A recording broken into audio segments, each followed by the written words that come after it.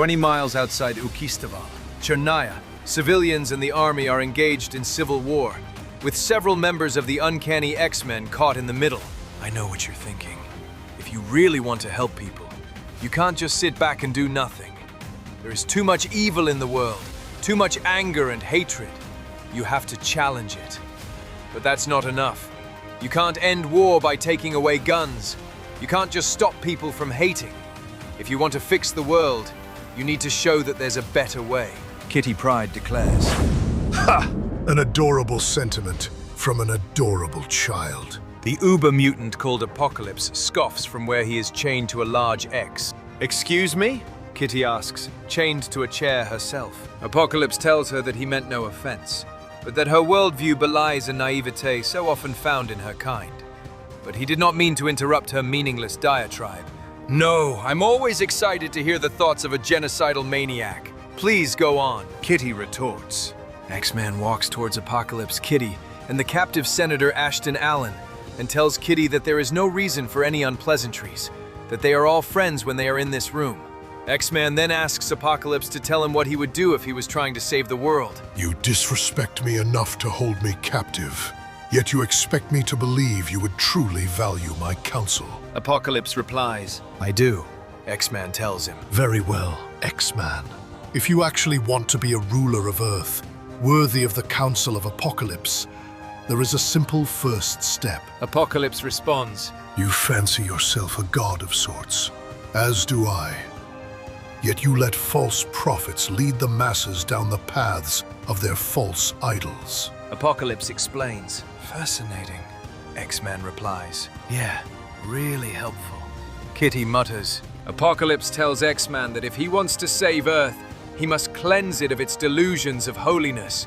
Okay, let's give it a try, X-Man responds as he hovers above the others, legs crossed. What?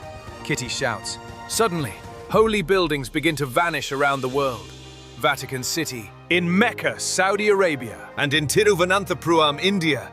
Golden energy spins around them, and then they are gone. It is done, X-Man announces. Nate, what did you just do? Kitty asks. Nate reports that he has cleansed the world of its fake houses of worship and false prophets. Are you out of your mind? Put them back! Kitty exclaims, wide-eyed. Nate reminds Kitty that they just discussed this and points out that she had no objections. I didn't think you were going to take Apocalypse seriously. Kitty gasps. Nate points at Kitty and declares that Apocalypse has a place on his council, the same as she, but she opted not to debate. So he took up Apocalypse's suggestion. Nate adds that he does not expect Kitty to agree with Apocalypse. The opposite, in fact. But he does expect her to take this council seriously and respect any decisions that come from it. Are you psychotic? Kitty snaps. No, I'm smart enough to know that I don't have all the answers. Nate replies, adding that if any of them knew for certain how to save the world, they would have. So he is listening to all sides and trying to find the best solution. Kitty tells Nate that Apocalypse doesn't want to save the world, that he wants to burn it down. There aren't two sides to... Kitty begins, before Nate silences her with an energy bond around her mouth. That's enough. I believe it's your turn, Senator Allen. What would you like to see done? Nate asks, turning to the human senator.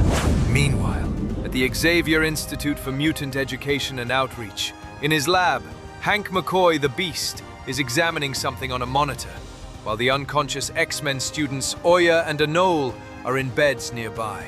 The Beast reminds himself that the vaccine should have been secure in his lab.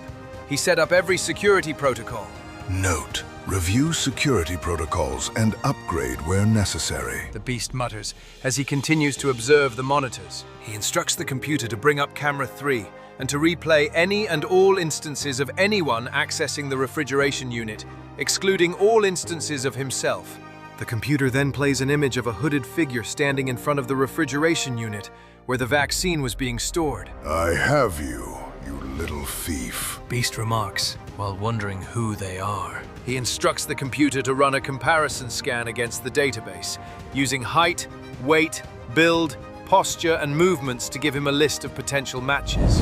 Outside the Xavier Institute, civilian protesters are still in full force as Robert Herman, commonly called Glob, pushes past them with Jamie Madrox, the multiple man. Remind me again why we're helping these people? Madrox asks. Because it's the right thing? Glob replies, reminding him that they took a vote. If you say so. Madrox mutters, "Coming through! Out of the way, people! Please!" Glob shouts. They come to a barrier where several armed soldiers are keeping the civilians back. We're X-Men. This is our... Glob begins. Yeah, go ahead, the soldier tells him. Oh my god. Legion did this? Madrox asks, looking at the ruins of the mansion. No, Glob replies, informing Madrox that Magneto, Blob, Omega Red, and Angel did this. Warren? Damn. Who can you trust these days? Madrox replies. Hey guys, we're back, Glob calls out as they approach his teammates Pixie, Rockslide, and Armor, who along with Legion are lifting rocks and rubbles. Good. Help us lift rocks. Cerebro's still buried, Rockslide declares. Legion looks at Madrox and tells him that it is good to see him. I realize you might have some questions. You must have so many, just hundreds of questions, Legion declares as he throws his arm around Madrox, embracing him.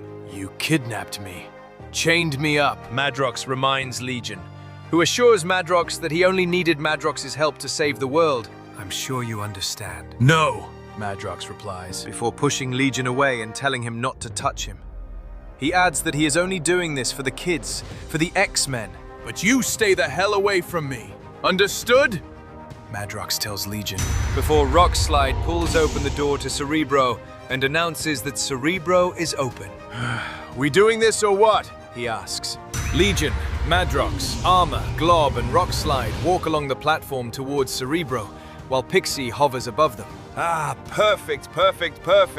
Legion declares as he sits in the chair at Cerebro. Armor asks him how he plans to use this to find X-Man.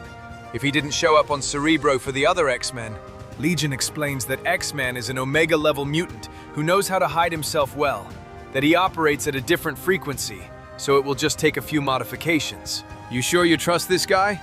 I mean, he doesn't have the best history with the X-Men, Madrox quietly remarks to Armor, who stands with her hands on her hips, and points out that Legion is the only one who seems to know what is going on around here. Legion tells Madrox that he doesn't blame him for having doubts. There, that should do it, he adds after completing the necessary modifications to Cerebro. Legion looks back at Madrox and admits that he heard him and that he understands he is going to have reservations about his motives. I know I'll have to earn your trust, and I aim to. Legion assures him, adding that he is not the enemy, as he places the Cerebro helmet on his head. He declares, with your help, we're going to stop the man who is. He then asks the others to step outside and tells them that this should just take a moment. He concentrates hard, then grins. There, he utters before the door to Cerebro opens again and Armor steps through. Well, did it work? She asks, as Legion puts the Cerebro helmet down. Legion reports that he found him and asks the young mutants if they are ready to save the world. Hell yes, we are, Armor replies. Back on the outskirts of Yukistaval, Chernaya, the battle continues to rage, with the X-Men doing what they can to keep the soldiers and civilians apart, while Magneto hovers in the air above them. Betsy knocks some soldiers back with a psychic shield and sword as Nightcrawler punches one of them in the face. And Jubilee causes a soldier to fall backwards by blasting her fireworks at him. What is Magneto doing? Storm calls out to Polaris, who replies, as far as I can tell, nothing. Polaris looks up at her father and remarks that he is just watching, that it doesn't make sense. Polaris then flies up closer to her father and asks him what he is doing, what his play is. Magneto tells Lorna to stand down and that she and the X-Men should not be here. He suggests that they let these men sort it out themselves, now that the playing field has been leveled.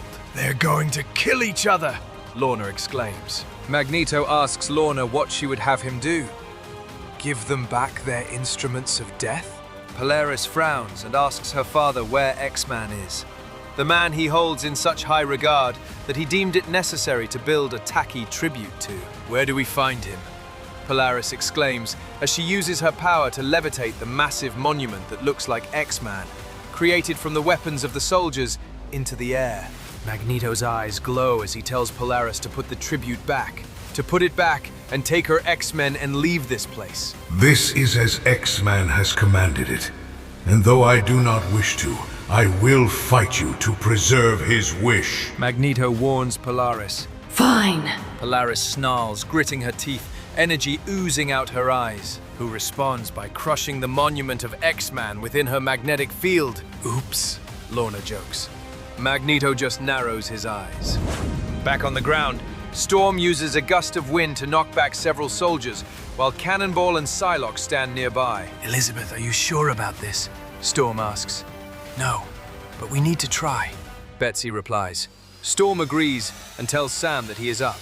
Yes, ma'am, Cannonball responds, as he blasts skywards, straight into Angel, grabbing him by his waist and forcing him upwards, higher and higher. Until they are in space! Cannonball tells Angel that he apologizes for this.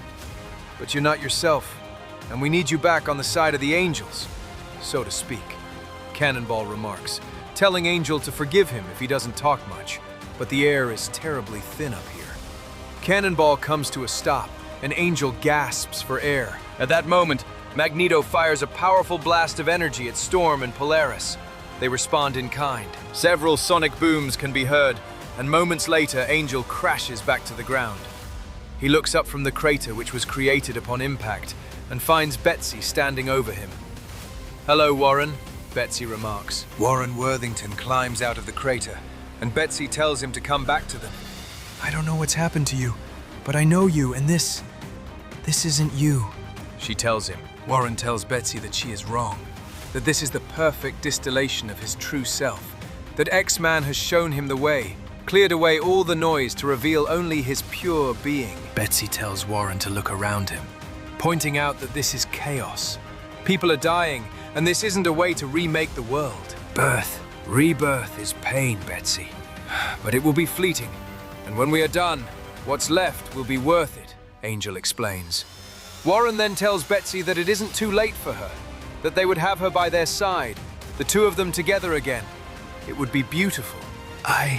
Betsy begins, looking into Angel's eyes. Warren tells her that all it takes is a word. I'm sorry. Betsy replies. Betsy? Warren asks, confused, as Betsy stands before him and suddenly reveals the psychic sword she had manifested behind her back. Betsy appears angry as she roars with psionic energies. She slams the sword into Angel, who screams and drops to his knees. Betsy tells him that she is sorry, that they didn't see another way. Suddenly, Angel looks up at Betsy. Only he isn't Angel anymore. He's Archangel. His eyes glow red as he tells Betsy, I hope you're happy, Betsy. I hope it was worth it. You've taken the only peace I've ever known. You've ruined me forever.